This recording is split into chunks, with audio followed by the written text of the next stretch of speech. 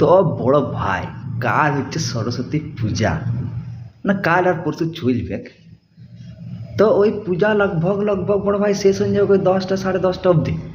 তারপর যে শুরু হবে, মানে বিশাল শুরু হবে।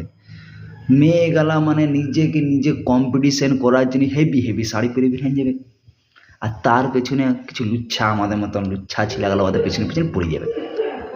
আর তারপর কাল মানে একটা বিরাট কম্পিটিশান, মানে ফ্যাশন কম্পিটিশান বলা হবে, সরস্বতী পূজা বলা হবে, আমি কিছু বুঝতে পারছি না।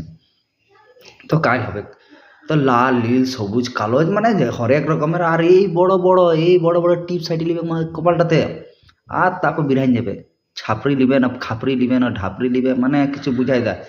আর তারপর যদি একটু ভালো প্লেস বা যদি একটু ভালো প্যান্ডেল পাই গেছে, তো হয়ে যাবে এখানে একটা পুরুলিয়ার সঙ্গে একটা রিলস দিব্যাগ বানায় আর দিব্যাগ ছাড়ে। আর আমার কিছু কিছু বন্ধু আছে যারা এখনো মানে পিওর সিঙ্গেল, মানে আলট্রা প্রো ম্যাক্স সিঙ্গেল একদম আছে।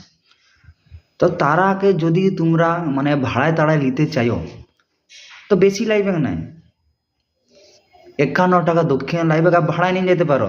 তুমি কুচি সামালতে বলো, তুমি শাড়ি সামালতে বলো, তুমি ব্লাউজ সামালতে বলো না কেন, সব সামালিয়ে দেবে ওরা।